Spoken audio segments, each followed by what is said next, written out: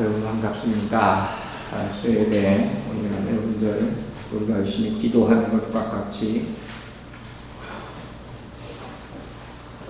더 열심으로 기도할 수 있는 교회가 되기를 바랍니다.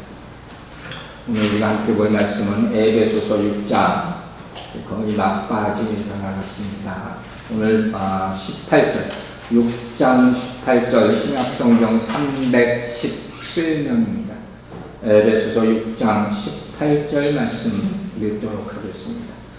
모든 기도와 간구를 하되 항상 성령 안에서 기도하고 이를 위하여 깨어 구하기를 항상 힘쓰며 여러 성도들을 위하여 구하라. 아멘. 오늘은 우리가 본 마음대로 기도에 대한 얘기를 할 겁니다. 기도에 대해서 정말 많은 책이 있고 말씀들을 들었을 테지만 우리가 절대로 잊어서는 안 될 기본적인 기도에 대한 말씀이 바울 사도를 통해서 나타나고 있습니다. 자, 우리는 지난주에 바로 하나님의 전신갑주, 뿔아모가시라는 하나님의 전신갑주죠. 매우 중요한 말씀을 14절부터 17절까지를 통해서 들었습니다. 여러분, 이 하나님의 전신갑주는 우리가 평생 잊지 말아야 되는 거예요. 다시 한번 여러분들 리마인드를 해봅시다. 첫째가 뭐죠? 첫 번째가 뭐라고 했습니까? 제가 이렇게 만지고 있잖아요. 저를 보시면 잊어보지 않을 거예요. 제가 이렇게 허리춤을 이렇게 올리고 있죠. 뭐죠? 진리의 허리. 항상 이 허리띠부터 시작한다는 것을 잊지 마시기 바랍니다. 자, 진리의 허리띠를 단단히 메고, 그 다음에 뭐죠? 흉배, 가슴을 프로텍트하는 의의 호심경이라고 했잖아요. 우리 심장, 우리 마음을 공격하는 것을 막는 그런 갑옷을 입으시기를 바랍니다. 그 다음에 뭐라고 했죠? 가슴에서 이렇게 손을 쭉 뻗으면 뭐가 나옵니까? 여기 방패가 있죠. 믿음의 방패. 사단의 공격, 불화살을 막아낼 수 있는 이 방패를 항상 들고 있어야 돼요. 내리면 맞습니다. 여러분, 들고 있는 게 중요하지 않습니까? 자, 그러면 이제 허리띠 띠고 흉배 갖고 꽉 차고 방패 들고 그 다음에 얼른 갑자기 뚝 내려가죠? 신발이죠. 신은 무슨 신입니까? 평안의 복음을 전하는 신발. 여러분이 이 신을 신고 하나님이 나가라 하는데 나갈 수 있게 되길 주의 이름으로 축원합니다. 그리고 그 다음에 뭐라고 했죠? 신발 다음에 완전히 반대로 위로 올라오죠. 뭡니까? 구원의 투구. 마지막으로 성령의 검, 유일한 공격 수단입니다. 하나님의 말씀을 가지시기를 주의 이름으로 축원합니다. 이거 항상 정돈 보셔요. 여기 나올 때 내가 여기 다 갖고 나왔나? 다 차고 나왔나? 뭐 떨어진 거, 흘린 것 없나? 여러분, 아침에 일어날 때 항상 하나님의 말씀을 받아 시작하시기 바랍니다. 그리고 세상에 나갈 때 항상 하나님의 전신갑주를 다 입고 나가서 영적 전쟁에 승리하게 되기를 주의 이름으로 축원합니다. 자, 이처럼 14절부터 17절까지 바울 사도가 전신갑주에 대해서 아주 잘 설명을 했어요. 그러니까 이게 영적 전쟁에 승리하기 위한 뭐예요? 준비물, 갖춰야 할 것. 근데 그것이 끝이 아니라는 것을 본문이 보여줘요. 자, 본문 말씀은 뭐냐? 이 영적 전쟁에서 완전히 승리하기 위해서 필요한 무기가 있다. 그게 뭡니까? 기도라는 거예요. 기도. 영적 전쟁에서 마지막으로 이 전쟁을 종지부를 찍게 만드는 그런 무기. 그게 바로 기도입니다. 자, 에베소 6장 18절 제가 다시 한번 읽겠습니다. 모든 기도와 간구를 하되 항상 성령 안에서 기도하고 이를 위하여 깨어 구하기를 항상 힘쓰며 여러 성도들을 위하여 구하라. 아멘. 여러분, 짧은 한 절이지만 여러분 필요하면 암송하시기를 바랍니다. 여러분, 바울에 대해서 참 제가 옛날에 많이 공부를 했었는데 또 바울 신학에 대해서 한국 김세윤 박사님이라고 유명한 분이 한 분 있어요. 세계적인 석학에 그런 분도 강의도 듣고 해서 굉장히 많은 은혜를 받은 적도 있습니다. 바울 신앙을 보면 여러분 한번 생각해 보세요. 바울 신앙, 바울 신학에 있어서 가장 중요한 게 과연 뭐였을까? 그게 그 사람의 신앙 여정 가운데 가장 중요한 게 뭐였을까요? 저는 다른 것도 있지만 기도라고 생각을 합니다. 여러분 알다시피 사도 바울의 삶은 절대로 편안한 사람이 아니었어요. 그렇죠? 특별히 예수님을 만난 그 순간부터 그의 인생은 뭐예요? 완전히 고난의 길로 접어드는 거예요. 우리가 그런 얘기 많이 했잖아요. 그런데 이 사람이 어떻게 그 힘든 여정을, 그 신앙의 여정을 어떻게 끝까지 다 마칠 수 있었을까? 한번 생각해봤어요. 오래간만에 바울 생각하면서. 그래서 세 가지를 순간적으로 생각하게 됐는데, 바울이 어떻게 그 신앙의 여정을 마칠 수 있을까? 그 첫 번째는 뭐였겠어요? 그 드라마틱한 사건. 다메섹으로 가면서 하나님의 빛을 본 거죠. 계시예요. 하나님의 계시를 받으시기 바랍니다. 확실한 계시를 받을 때 그것이 어떻게 돼요? 그것으로 말미암아 내 인생이 변할 수 있게 되는 거예요.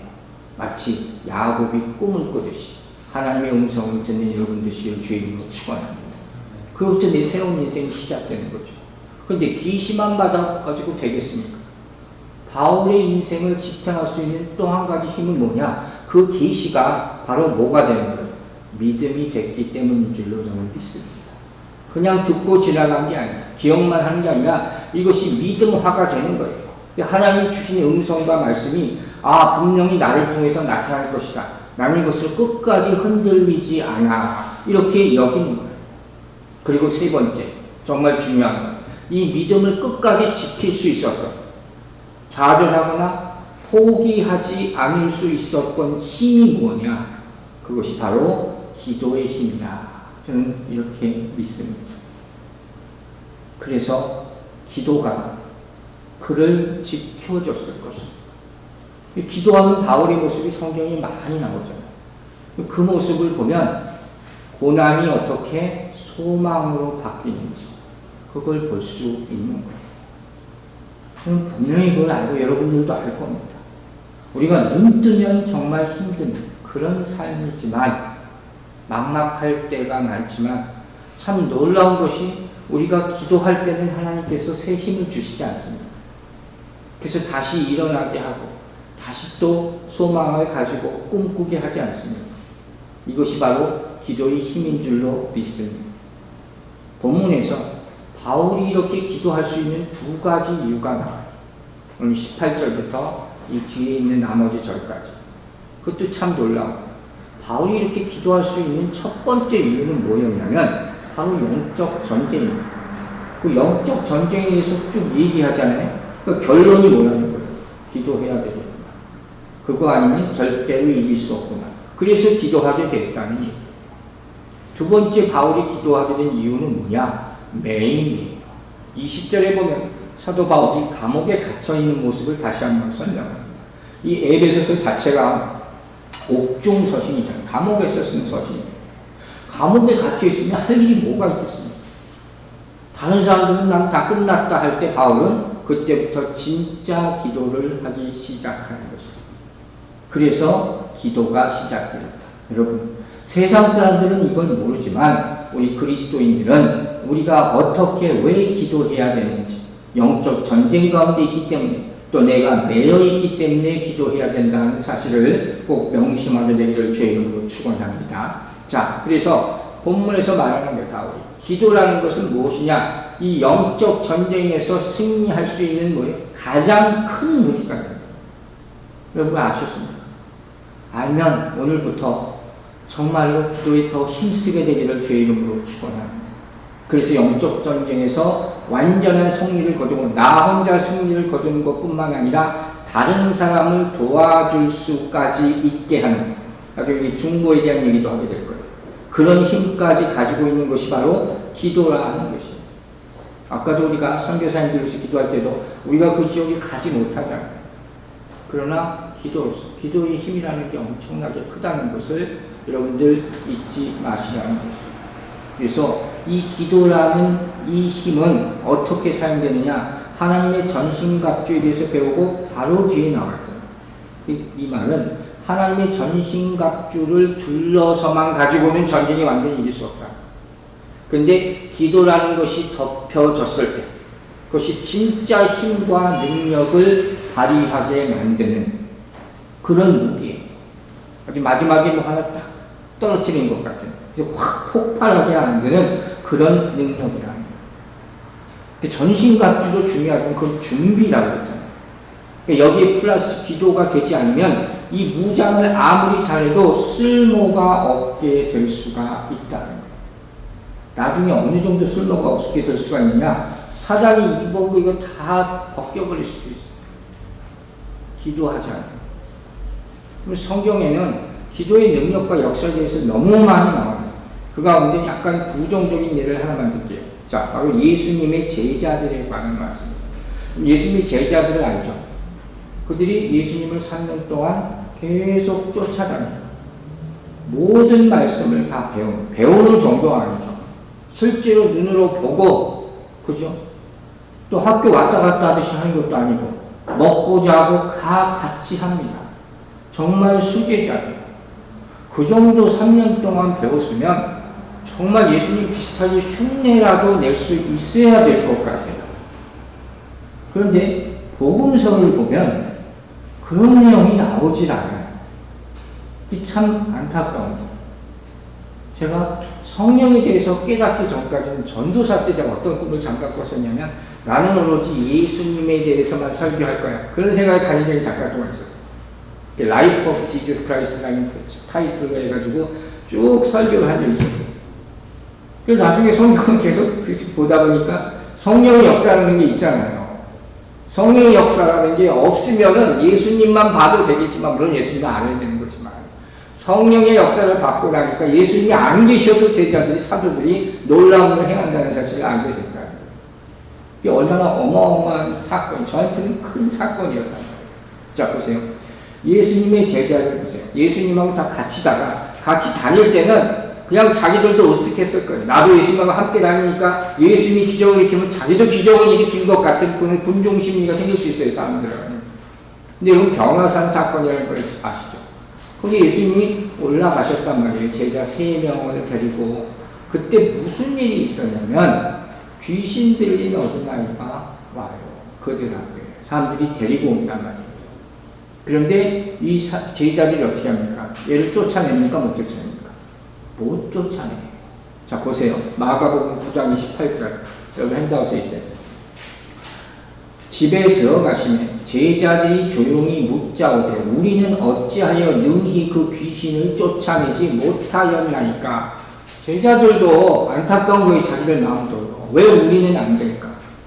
그 여러분 답은 많이 들어서 알죠? 뭐라고 했어요? 기도 외에는 다른 곳으로 이런 이유가 나타날 수가 없다. 딱 얘기해버리죠. 쉽게 얘기하면 기도하지 않았으니까 이게 능력이 안 나타나는 거야. 예수님이 이렇게 꾸짖듯이 말씀하시는 거예요. 근데 이런 제자들이 아까 얘기한 대로 사도행전에 들어가서 성령 받자 어떻게 됩니까? 사단마귀의 공격을 완전히 무력화시키는 엄청난 능력을 나타내게 된다는 거예요. 과연 이런 변화가 뭘로 말미암아서 일어나느냐? 물론 말씀도 듣고 성령이 어떻게 해요? 깨닫게 해주시기도 했지만 플러스 뭐가 있었다고요? 이들이 어떻게 했다고 했어요? 전혀 기도에 힘썼다. 이 구절이 딱 떠오르게 되는 거예요. 전혀 기도에 힘썼다. 기도가 아니면 우리가 받은 것을 나타낼 수가 없다 하는 말씀을 잊지 마시기 바랍니다. 그래서 이 기도가 큰 촉매요 무기의 역할을 하는 거예요. 사도행전에서 우리가 지금 보는 대로 사내들과 로마인들의 그런 핍박 가운데서도 사도들이 어떻게 해요? 절대로 좌절하지 않죠. 사역을 중단하지도 않죠. 오히려 어떻게 이것을 전도의 기회로 삼아버려요. 이게 사실 상상도 못할 일이에요. 우리가 이때 다 음추이고 어떻게 날 살아야지 이러고 있을 때 이 똑같은 시대 상황 가운데 있다고 생각하면 되는 거예요. 이 사람들은 어떻게 더 전도에 힘썼다. 오로지 성령과 말씀과 기도의 힘. 여러분 이걸 믿으십니까? 이 능력으로 하나님의 나라가 확장돼 가도록 주의 이름으로 축원하는 거예요. 이게 이 시대에 우리에게 주어진 사명이라는 거예요. 자, 이 생각을 하면서 오늘 본문을 자세히 하나씩 보기로 하겠습니다. 오늘 본문을 다시 읽으면 뭐라고 했어요? 기도와 간구로서 이렇게 시작해요. 기도와 간구. 여러분 기도는 기도, 간구면 간구지 둘이 뭐가 틀립니까? 굳이 구분을 하자면 뭐라고 했어요? 기도라는 것은 일반적인 우리 모든 기도를 생각하시면 돼요. 하나님과 소통하는 것, 하나님과 교류하는 것, 만나는 것, 특별히 하나님의 음성을 듣는 것. 듣는 기도라는 게 있다고 했어요. 하나님의 음성을 많이 들으려 하시기 바랍니다. 예배를 통해서 하나님과 만나는 것. 이게 다 기도다 생각하시면 돼요. 그러면 간구는 뭐겠습니까? 간구. 글자 그대로 내 필요를 간절하게 하나님께 구하는 것. 여러분 구하시기 바랍니다. 어떤 사람들은 목사들이 주로 그런 얘기 많이 하죠. 구하지만 말고 하나님의 뜻을 먼저 생각해라 이렇게 얘기하는데 구하는 것도 기도예요. 가장 기본적인 게 하나님 구하라고 그랬잖아요. 그러니까 여러분 구하세요. 여러분 지금까지 많이 구하셨죠? 많이 받으셨습니다. 구하기는 많이 구했는데 받은 거는 별로 없다고 아마 대부분 생각하실 거예요. 자, 보세요. 빌립보서 4장 6절 한번 보세요. 빌립보서 4장 6절. 뭐라고 되어 있습니까? 아무것도 염려하지 말고 모든 일에 기도와 간구로 너희 구할 것을 감사함으로 하나님께 아뢰라. 아멘입니까? 분명히 말씀하셨어요. 이 글자 한 글자 한 글자를 여러분 시간 있을 때 묵상하면서 그대로 구하시기 바랍니다.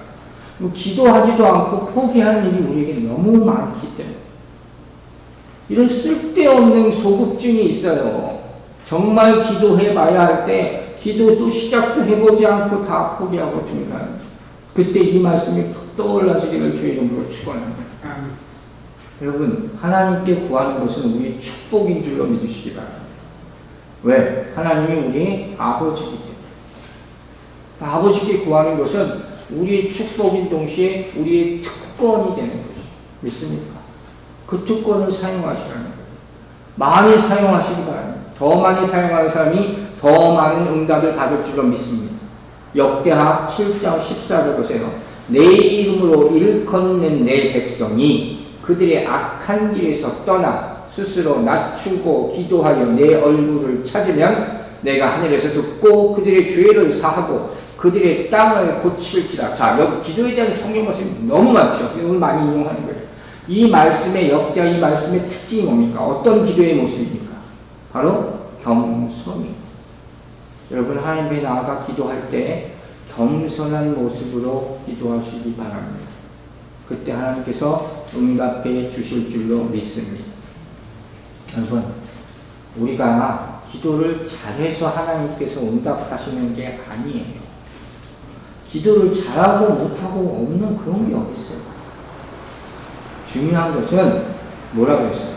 하나님이 내 아버지가 될 때 응답해 주시는 것이죠. 또 아버지의 뜻이 타당해야지 응답해 주시는 것이죠. 중요한 건 뭡니까? 정말 중요한 게 있어요. 응답 안 된다고 하는 분들 꼭 들으시라는 얘기예요. 그게 뭐냐? 아버지와 나의 관계가 계속 살아있어야 돼요. 그럼 먼지가 뽀얗게 쌓여있으면 안 된단 말이에요. 생전 관계 안 하다가 급하게 되면 갑자기 아버지하고 찾으면 이게 소통이 되겠습니다. 기도라는 게 이런 거예요. 여러분 항상 하나님과 관계가 살아있게 되기를 주의 이름으로 축원합니다. 아멘. 안테나를 올리라. 그 말씀 많이 들었죠. 여러분 야베스의 기도라는 걸 들어보시죠. 오래전에 벌써 굉장히 크게 유행했던 책이에요. 그 책이 왜 유행했는지 나는 지금도 모르겠어요. 요만한 소책이죠. 그거가 아마 그 목사님이 돈 어마어마하게 많이 벌었을 거예요. 그게 뭐가 중요했어요? 기억하세요. 자, 역대상 4장 10절이 보세요. 역대상 4장 10절. 야베스가 이스라엘 하나님께 아뢰어 이르되 주께서 내게 복을 주시려거든 나의 지역을 넓히시고 주의 손으로 나를 도우사 나로 환난을 벗어나 내게 근심이 없게 하옵소서. 이 찬양까지만 만들었잖아요. 환난을 벗어나 근심이 없게 하옵소서. 그죠? 여러분 이런 기도 여러분 못합니까? 충분히 해요. 이게 뭐 대단한 기도의 내용이 아니에요. 특별한 게 아니에요. 이게 뭐가 그렇게 대단한 기도 내용입니까? 그런데 한글 성경에는 이렇게 나와 있는데 원어나 영어 성경을 보면 이 기도를 그냥 기도했다고 나와 있지 않아요. 울부짖었다. 울부짖었다. 야베스의 기도가 특별한 것은 바로 이런 울부짖는 기도가 있었기 때문이다. 사랑하는 여러분, 기도할 때 겸손한 마음으로 그리고 간절하게 울부짖어서 아버지 하나님의 응답받게 되기를 주의 이름으로 축원합니다. 이것이 우리 기도가 승리할 수 있는 비결이 됩니다. 이처럼 우리가 영적 전쟁에서 완전한 승리를 거두기 위해서는 하나님의 음성을 듣고 하나님 앞에 뜻을 받아서 하나님 앞에 간구하는 이와 같은 일이 다 균형이 맞춰져야 한다 하는 것을 본문이 얘기하는 거예요. 자, 그렇다면 이제 구체적으로 이 기도와 간구를 어떻게 해야 되느냐? 네 가지로 나눠서 오늘 본문이 설명을 하고 있습니다. 자, 그 첫 번째가 뭐라고 했어요? 항상 기도하기를 주의 이름으로 축원합니다. 아멘 하시기 바랍니다. 여러분, 항상 기도하라고 했어요. 이 항상이라는 말은 기도의 시간을 얘기하는 것이죠. 또 다른 성경책에 보면 모든 경우에 기도하라. 어떤 상황에 기도하라. 우리가 잘 아는 데살로니가전서 5장 17절에 뭐라고 했어요? 쉬지 말고 기도하라. 이렇게 성경은 얘기하고 있어요. 기도할 수 있는 모든 상황 가운데 여기가 기도할 수 있느니라고 제가 말하는 것 자체가 모순이 되는 거예요. 어떤 상황이든 기도를 먼저 해야 됩니다. 특별히 영적 전투에 직면한 사람이라면 그걸 알고 있는 사람에는 어떻게 됩니까? 매 순간 나는 기도할 수밖에 없다는 거예요. 왜? 매 순간 하나님의 도움이 없이는 이 전투에서 절대로 이길 수 없다. 그런데 이 첫 번째 말부터 항상 기도하라 하니까 이게 부담이 되는 거예요. 사실 어떻게 항상 기도합니까? 하루 종일 기도하라는 겁니까? 정말 많은 분들이 이렇게 물어봐요. 그런 분들에게 제가 자주 이렇게 대답을 해드리는 게 있어요. 그냥 농담을 곁들여서 하는 게 너무 부담을 가졌어요. 제가 이렇게 항상 물어봐요. 성도님, 집사님, 혹시 하루에 밥을 3끼 다 드십니까? 물어보면 2끼 내지 3끼 다 먹는다고 대부분 다 대답한단 말이에요. 무슨 의미로 물어보는 거예요? 육의 양식은 정말 찾아요. 좋은 음식 먹고 오래 살기 위해서 다 그런데 왜 하나님과 교제하면서 받을 수 있는 영의 양식은 그렇게 간헐적으로 먹으려고 합니까? 내가 항상이라고 한 말이 부담스러우면 오늘부터 그러면 3끼 밥 먹듯이라도 기도하시기 바랍니다. 이렇게 그때라도 기도하면 저는 성공했을 거라고 믿습니다. 하루에 3번 하나님 기억하고 기도한다면 얼마나 놀라운 인생의 변화가 있는 겁니다. 여러분, 기도를 중단하지 않게 되기를 주의 이름으로 축원합니다. 두 번째, 어떻게 기도하라고 했어요? 성령 안에서 기도하라. 이게 굉장히 좋은 말씀인데 쉽지 않죠. 항상 기도의 시간을 얘기한다면 성령 안에서 기도하라는 기도의 자리, 기도의 방법을 얘기합니다. 자, 우리가 어떻게 하나님 앞에 나아가느냐? 에베소서 2장 보면 18절에 이렇게 얘기하고 있어요. 이는 그로 말미암아 우리 둘이 한 성령 안에서 아버지께 나아감을 얻게 하려 하십니다. 있습니까? 하나님 앞에 나아갈 때 우리가 그냥 혼자 이렇게 나아가서 못 만난다는 거예요. 어떻게? 성령 안에서. 잊지 마시기 바랍니다. 그렇다면 여러분 생각해 보세요. 여기서 말하는 성령 안에서 기도하라는 것이 과연 무슨 의미겠습니까? 쉽게 생각해 보세요. 성령 안에서 기도하는 게 참 애매하잖아요. 이게 무슨 의미일까요? 쉽게 풀어 얘기하자면 성령의 도우심을. 이거 하나라도 기억하시면 돼요. 성령의 도우심을. 또 성령의 권능 안에서 또 하나님의 뜻을 믿고 순종하며 따라가면서 이렇게 기도하시라는 거예요. 이걸 말로 외워서는 안 되죠. 기도하다가 깨닫고 따라가게 되기를 주의 이름으로 축원합니다. 자, 로마서 8장 28절에 우리가 성령으로 기도하는 것에 대해서 아주 중요한 말씀이 한 가지 나와요. 자, 8장 28절 넘어서 봅니다. 이와 같이 성령도 우리의 연약함을 어떻게 해요? 도우시나니 우리는 마땅히 기도할 바를 알지 못하나 오직 성령이 말할 수 없는 탄식으로 우리를 위하여 간구하신다 그랬어요. 믿습니까? 이 말대로 하면 어떻게 해요? 우리가 기도를 잘 못한다는 거예요. 누가 대신 기도해줘요? 성령 기도해 주신다는 거예요. 근데 보세요. 제가 짧게 얘기하세요. 자, 그래서 질문을 할게요. 로마서 8장 28절 보면 우리의 연약함을 도우신다고 그랬잖아요. 연약함이 뭡니까? 우리 기도하지 못하게 하는 연약함이 여기 있어요. 그게 뭐냐? 바로 우리 안에 있는 자. 우리가 마음껏 성령 안에서 기도하지 못하도록 방해하는 자. 또 뭐가 있을까요? 하나님의 뜻을 이해하지 못하도록 하는 불순종, 불경건, 불신앙 이런 것들이에요. 이게 우리의 기도를 막는다는 거예요. 자, 그럼 또 질문합니다. 이해가 되겠죠? 그렇다면 하나님 안에서, 성령 안에서 하나님의 뜻을 어떻게 하면 바로 내가 깨우쳐 알 수가 있을까요? 자, 우리가 기도하는데 막힌다고 했잖아요. 성령이 그래서 탄식하면서 우리에게 기도를 가르쳐 주는데 우리 자아 때문에, 우리 불신앙, 불경건 때문에 이 기도가 안 된단 말이에요. 그러면 빨리 이것을 할 수 있는 방법이 뭐냐? 제가 두 가지만 간단하게 얘기합니다. 첫 번째는 뭔지 아세요? 회개의 문이. 그때 기도의 문이 열릴 줄로 믿으시기 바랍니다. 두 번째는 무엇이냐? 내가 순종하겠습니다. 하나님의 뜻에 순종하겠습니다. 그 고백입니다. 여러분, 기도 가운데 결단하게 되기를 주의 이름으로 축원합니다. 이걸 해야 되는 거예요. 그냥 맹목적으로 기도하는 것이 아니라 회개함으로 내 모든 죄를 내려놓을 때 막혔던 담이 무너져 열릴 줄로 믿습니다. 그것뿐만 아니라 하나님의 뜻을 따라 살겠습니다. 결단할 때 기도의 능력이 터져 나오게 되기를 축원합니다. 이것이 기도란 말이에요. 이것이 바로 뭐와 대조됩니까? 성경에 나오는 바리새인들의 기도. 완전히 성령 안에서 하는 기도와 대조적인 기도죠. 어떤 기도입니까? 자기 과시, 자기 만족, 자랑을 위한 기도. 이게 바로 바리새인들의 기도예요. 성령이 하시는 기도는 성령이 시키시는 기도예요. 여러분, 한 번이라도 물어보시기 바랍니다. 기도할 때 하나님의 뜻이 무엇입니까? 내 뜻부터 구하지 마시고 얘기를 수도 없이 들으셨을 거예요.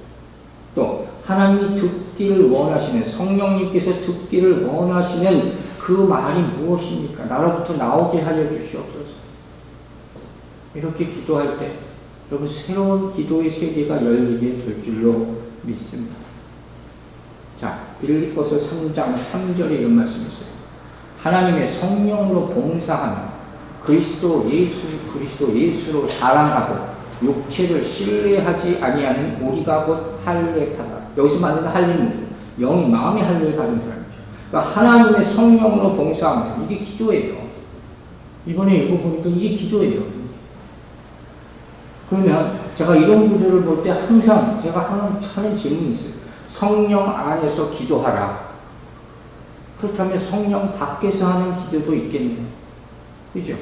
성령 안에서 기도하라고 했습니다. 성령 밖에서 기도하는 사람들도 많다는 거예요. 이게 무슨 기도예요? 아까 말한 바리새인들의 기도, 나 혼자 하는 기도, 습관적으로 하는 기도, 형식적으로 하는 기도, 중언부언하는 기도, 이런 것이 다 어떻게 해요? 성령 안에서 하지 않는 기도의 모습이다. 혼으로, 욕심으로, 정욕을 위해서 구하는 기도, 이게 다 성령 밖에서 하는 기도랍니다. 그래서 그걸 야고보 사도가 야고보서 4장 3절에서 뭐라고 얘기합니까? 구하여도 받지 못하면 뭐 때문에? 정욕으로 쓰려고 잘못 기도합니다. 왜 내 기도가 응답받지 못하는가? 분명히 내 욕심과 내 정욕, 이것이 기도했다고 생각하는 잘못된 생각 때문이다. 여러분, 성경은 계속 얘기합니다. 특별히 바울사도 우리 욕심의 욕심, 염려, 영광, 자랑 이런 것을 위해서 기도하지 말라 하는 것입니다. 그럼 오늘부터 여러분의 생각 속에서만 기도하지 마시기 바랍니다. 그리고 성령 안으로 들어가시기 바랍니다. 그렇게 기도하고 준비하고 시작하시라는 거예요. 성령 안에서 기도하게 해주십시오. 그럴 때 무슨 일이 생기는지 아시죠? 내가 성령 안에 들어가기 시작하면 내 자아가 사라지게 될 줄로 믿습니다. 그리고 내 입술에서 생각지도 않았던 말이 쏟아져 나오게 될 줄로 믿으시기 바랍니다.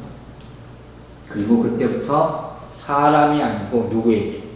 하나님께 내가 말하기 시작하고 있음을 깨닫게 될 것이고 성령님께서 나를 주장하고 계시다는 사실을 문득문득 깨닫게 될 줄로 믿습니다. 이게 바로 성령 안에서 하는 기도예요. 이렇게 되면 기도가 기쁘고 즐겁게 되는 거죠. 시간이 가는 줄 모르고 기도하게 될 줄로 믿습니다. 여러분, 하나님은 기도를 통해서 우리 축복하십니다. 하나님은 기도를 통해서 우리에게 말씀하십니다. 하나님 혼자 다 하실 수 있죠. 당연하죠. 그러나 하나님은 그렇게 일하지 않으십니다. 우리와 함께 하기를 원하시고 우리를 택하여 우리를 사용하기를 원하시는 것입니다. 그 수단 중에 가장 축복된 것이 기도라는 사실을 잊지 마시기 바랍니다. 항상 기도하고 성령 안에서 기도하고 세 번째 뭐라고 했습니까?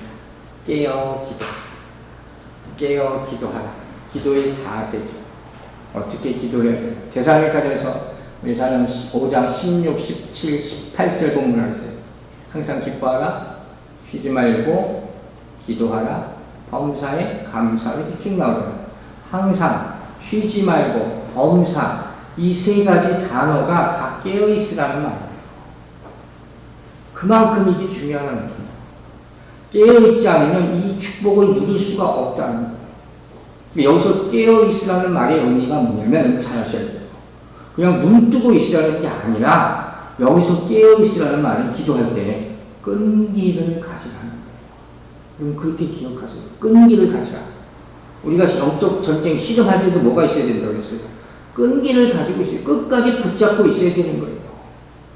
기도도 이 싸움이에요. 누가 더 끈기 있게 하나님과 씨름하느냐 이 싸움이에요. 자기가 정해놓은 시간에 딱 항상 거기 틀에 맞춰서 잠깐 기도하려고 하니 픽 쓰러지는 것은 절대로 깨어 기도하는 것이 될 수가 없다는 거죠. 기도는 하나님께 맡기는 거죠. 그래야지 내가 내 끈기로는 도저히 할 수가 없는 거예요. 하나님이 내 이 허리춤을 붙잡고 있게 만들어야 하는 거예요. 이게 바로 깨어 기도하는 것임을 믿으시기 바랍니다. 그래서 또 뒤에 뭐라고 되어 있어요? 이 깨어 구하기를 항상 힘쓰며 힘쓰다. 여기서 힘쓴다는 것은 뭐겠어요? 펄스비어였어요. 인내. 왜 인내라는 단어를 쓸 거예요? 끈기 있게 붙잡고 있으면서 인내해야 되는 이유가 뭐겠습니까? 사단이 방해하니까. 공격하니까. 그럼 왜 이렇게 기도를 하기가 힘듭니까? 스타트하기가 제일 힘들죠. 왜? 사단이 싫어하니까. 절대적으로 처음 시작부터 못하게 만드는 거예요. 기도만 하려면 전화 올리고 뭐가 생각나고 계속 우리의 정신을 막 제일 싫어하는 것, 제일 두려워하는 게 기도이기 때문이다. 여러분 끈기 있게 인내하게 되기를 주의 이름으로 축원합니다. 자, 성경 구절 보세요. 세 개를 다 이용할게요. 거기 똑같은 의미가 있어요. 누가복음 18장 6절 보세요. 예수께서 그들에게 항상 기도하고 낙심하지 말아야 할 것을 비유로 말씀해 보았어요. 낙심하지 말라. 기도하면서 낙심하는 게 생긴단 말이에요. 얘기하잖아요. 낙심하지 말라. 또 누가복음 18장 7절 보세요. 하물며 하나님께서 그 밤낮 부르짖는 택한 자의 원한을 풀어주지 아니하시느냐. 그들에게 오래 참으시게. 여기는 오래 참으라는 것이 나왔어요. 로마서 12장 12절 하나 더 봅니다. 소망 중에 즐거워하며 환난 중에 어떻게 해요? 참으며. 다 기도에 관련된 건데 항상 참으라 인내하라는 말이 옆에 같이 붙어 있다는 거예요. 기도는 절대로 쉬운 것이 아니에요. 끈질기게 인내하면서 하나님의 응답을 다 듣게 되기를 주의 이름으로 축원합니다. 여러분 우리는 기도하라고 할 때 핑계가 너무 많아요. 그때 우리는 이미 지고 들어가는 거예요. 우리는 매 시간 하나님과 함께 해야 된다는 사실을 눈뜰 때부터 잊지 않게 되기를 바랍니다. 우리가 숨 쉴 때마다 하나님의 도움이 필요하다는 거예요. 그럼 그걸 또 저는 언제 깨달았냐면 옛날부터 알고 있지만 새삼스럽게 우리가 마지막 숨을 쉴 때까지 임종하시는 분의 모습을 보면서 기도해야 되는 이유가 뭐겠어요? 그 영혼을 하나님께 맡기기 위함인 줄로 믿습니다. 사단이 공격해서 빼앗아갈 수가 있으니까. 우리가 숨쉬고 있는 한은 하나님과 교통함이 필요하다 하는 거죠. 항상 성령 안에서 깨어 기도하시기 바랍니다. 네 번째, 성도들을 위하여 기도하시는 여러분들 되시기를 주의 이름으로 축원합니다. 다른 사람을 위해서, 바로 중보라고 얘기하는 거예요. 먼저 다른 사람을 위해서 기도하기 위해서는 기본적으로 필요한 게 뭐 있어요? 여러분 자신을 위해서 기도하시기 바랍니다. 나 자신을 위해서 기도해야 돼요.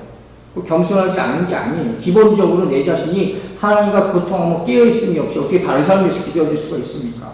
말도 안 되는 일이에요. 자, 요한일서 1장 3절 있죠. 우리의 사귐은 아버지와 그 아들 예수 그리스도와 함께함이라 했어요. 무슨 소리냐? 우리 규칙적으로 하나님과의 사귐이 있어야 됩니다.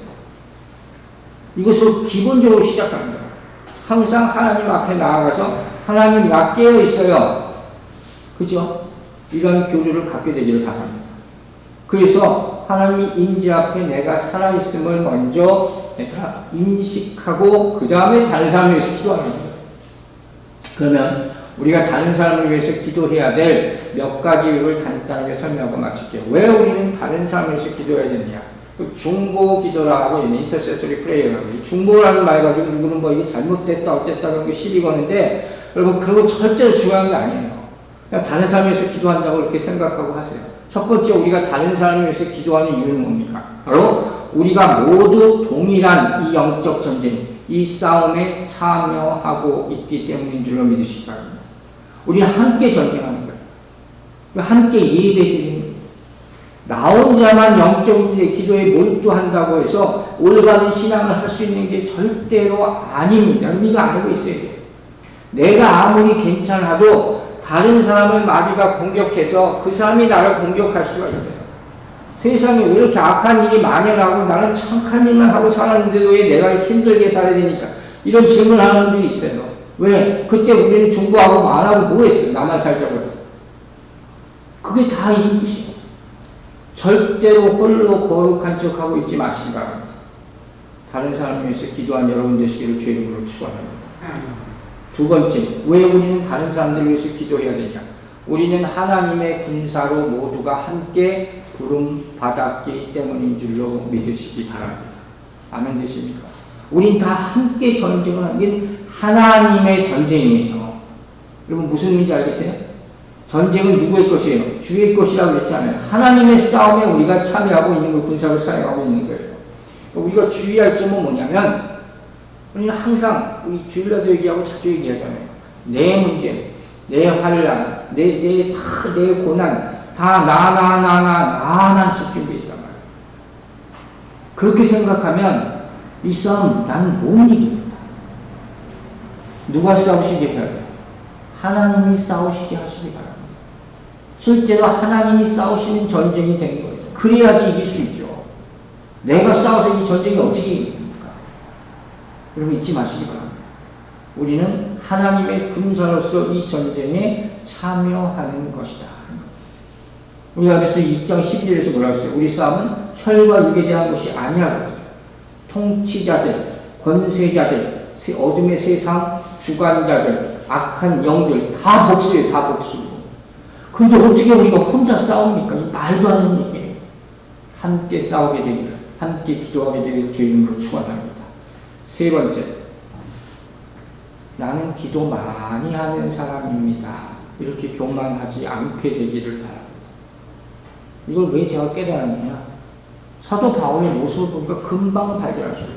우린 다 거기 있어, 거기. 우린 다 연약합니다. 바울을 항상 부탁해요. 나를 위해서 기도해 주십시오. 저도 한때 저를 위해서 기도해 달라는 얘기를 잘 안 했다니까요. 요새도 그래요, 요새도. 어느 분이 그러고 중보기도 하기 위해서 이번에 어느 분이 사실 얘기해가지고 담임 목사를 위해서 기도해 주세요. 여기 토요일 주에 썼잖아요. 괜히 쑥스러워가지고. 근데 여러분 저를 위해서 기도해 주시기 바랍니다. 정말 저를 위해서 기도 많이 해주세요. 그게 정말 필요하다. 왜? 연약하기 때문에.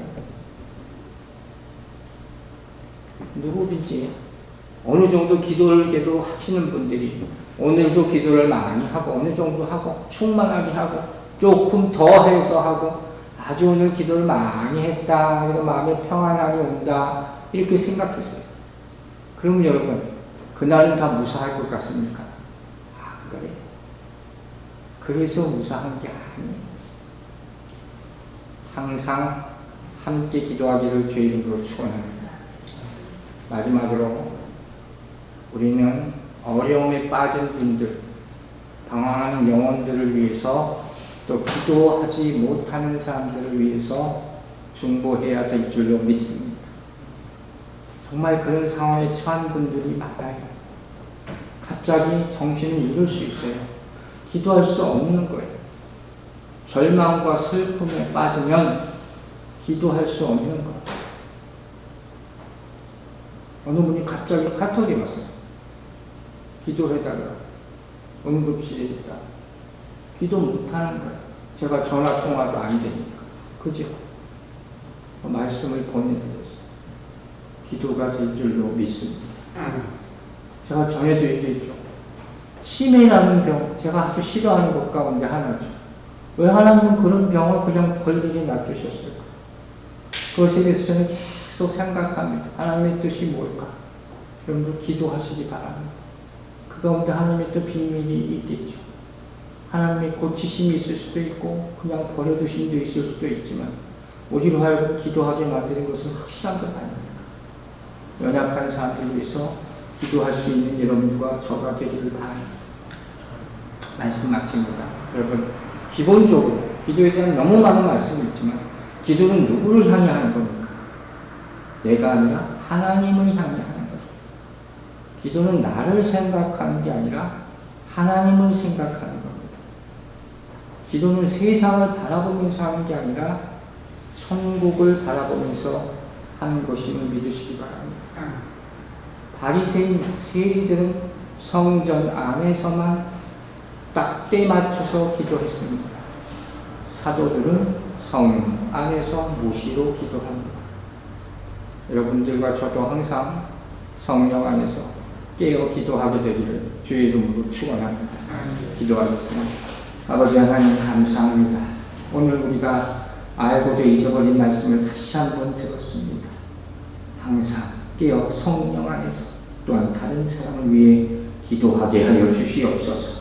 하나님의 전신갑주로 무장한 것들이 다 능력으로 나타날 수 있는 힘은 오로지 기도라 하였으니 이 말씀 잊지 말게 하여 주시고 에베소서 강의를 마무리하는 이때가 되어갑니다.